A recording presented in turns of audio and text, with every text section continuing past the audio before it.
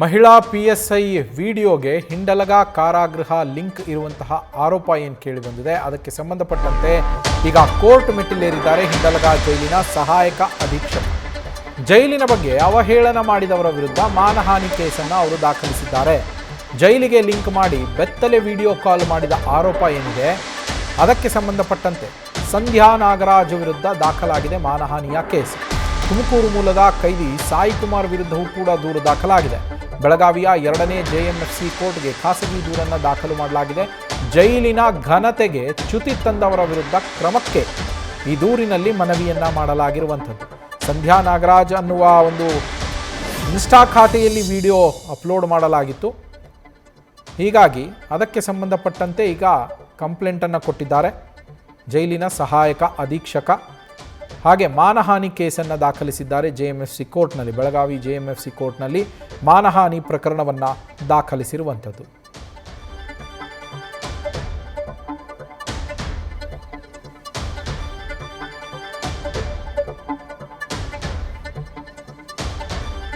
ಹೌದ್ರಿ, ಇವತ್ತು ಅವರು ಜೇಲ್ ಸೂಪ್ರಿಡೆಂಟ್ ಅವರು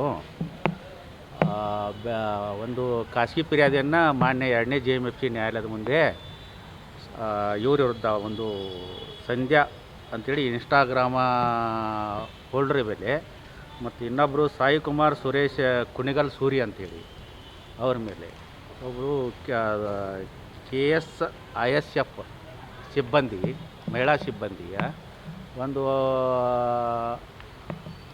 ವಿಡಿಯೋ ಫೋಟೋ ಮತ್ತು ವಿಡಿಯೋಗಳನ್ನು ಹಾಕಿ ಬೆಳಗಾವಿ ಜೈಲದ ಫೋಟೋ ಹಾಕಿ ಒಂದು ಮಾನಹಾನಿಕರ ಒಂದು ಸಾಮಾಜಿಕ ಜಾಲತಾಣದಲ್ಲಿ ಫೋಟೋ ವಿಡಿಯೋ ಬಿಟ್ಟ ಕಾರಣ ಮತ್ತು ಜೈಲ್ ಸಿಬ್ಬಂದಿಗೆ ಮತ್ತು ಜೈಲಾಧಿಕಾರಿಗಳಿಗೆ ಮಾನಹಾನಿಕರವಾದಂಥ ಅದು ಸಾಮಾಜಿಕ ಜಾಲತಾಣದ ಫೋಟೋ ಮತ್ತು ವಿಡಿಯೋ ಇದ್ದ ಕಾರಣ ಇವತ್ತು ಜೈಲ್ ಸೂಪ್ರಿಡೆಂಟ್ ಅವರು ಬಂದು ಅವರ ವಿರುದ್ಧ ಮಾನ್ಯ 2ನೇ JMFC ನ್ಯಾಯಾಲಯದ ಮುಂದೆ ಖಾಸಗಿ ಫಿರ್ಯಾದಿಯನ್ನು ಸಲ್ಲಿಸಿದರು. ಅದು ಇಬ್ಬರು ಆರೋಪಿ ವಿರುದ್ಧ. ಒಂದು ಸಂಧ್ಯಾ ಇನ್ಸ್ಟಾಗ್ರಾಮ್ ಅಂತೇಳಿ ಅವ್ರ ಪೂರ್ತಿ ವಿಳಾಸ ಸಿಕ್ಕಿಲ್ಲ. ಅವ್ರ ಪೂರ್ತಿ ವಿಳಾಸ ಸಿಕ್ಕ ನಂತರ ನ್ಯಾಯಾಲಯಕ್ಕೆ ಸಲ್ಲಿಸಲಾಗೋದು ಅಂತ ಹೇಳಿದ್ದಾರೆ. ಇನ್ನೊಬ್ಬರದು ಅವರು ಸಾಯಿ ಕುಮಾರು ಅಲಿಯಾಸ್ ಸುರೇಶು ಅಲಿಯಾಸ್ ಕುಣಿಗಲ್ ಸೂರಿ ಅಂಥೇಳಿ ಈಗಾಗಲೇ ಕೆಲವು ಪ್ರಕರಣಗಳಲ್ಲಿ ಆರೋಪಿ ಇದ್ದಾನೆ. ಅವನ ವಿರುದ್ಧ ಅಶ್ಲೀಲ ವಿಡಿಯೋ. ಅವಳು KSISF ಸಿಬ್ಬಂದಿ ಅವಳದು ಒಂದು ಅಶ್ಲೀಲ ವಿಡಿಯೋವನ್ನು ಅವನು ಸಾಮಾಜಿಕ ಜಾಲತಾಣದಲ್ಲಿ ಹಾಕಿ ಅದರಲ್ಲಿ ಬೆಳಗಾವಿ ಜೈಲ್ ಫೋಟೋನೂ ಸಹ ಹಾಕಿದ್ದರಿಂದ ಈ ಬೆಳಗಾವಿ ನ್ಯಾಯಾಲಯದಲ್ಲಿ ಅವರು ಮಾನಹಾನಿಯಾಗಿದೆ ಸಿಬ್ಬಂದಿಗೆ ಮತ್ತು ನೌಕರಸ್ಥರಿಗೆ ಅಧಿಕಾರಿಗಳಿಗೆ ಅಂಥೇಳಿ ಅವರು ದೂರನ್ನು ಸಲ್ಲಿಸಿದರು. ಬೆಳಗಾವಿ ಸಿಬ್ಬಂದಿ ಅಂತ ಹಾಕಿದ್ರೇನು ಸರ್? ಬೆಳಗಾವಿ ಸಿಬ್ಬಂದಿ ಅಂತ ಹಾಕಿಲ್ಲ, ಬೆಳಗಾವಿ ಜೈಲದ ಫೋಟೋ ಇದೆ. ಅಂದರೆ ಇವ್ರ ವಾದ ಏನು ಇದು ಬೆಳಗಾವಿ ಜೈಲದ ಅಲ್ಲ ಅಂತ ವಾದ? ಬೆಳಗಾವಿ ಜೈಲದ್ದು ಅಂತಲ್ಲ, ನಮಗೆ ಮಾನ ಆಗಿದೆ. ಈಗ ಸಾಮಾಜಿಕ ಜಾಲತಾಣದ ಹಾಕೋದ್ರಿಂದ ಸಾಕಷ್ಟು ಸಾರ್ವಜನಿಕರು ನೋಡ್ತಾರೆ. ಸಾರ್ವಜನಿಕರ ನೋಡಿಕೆ ಸಿಬ್ಬಂದಿ ಮೇಲೆ ಒಂದು ಅವಹೇಳನಕಾರಿಯಾದ ಭಾವನೆ ಬರುತ್ತೆ.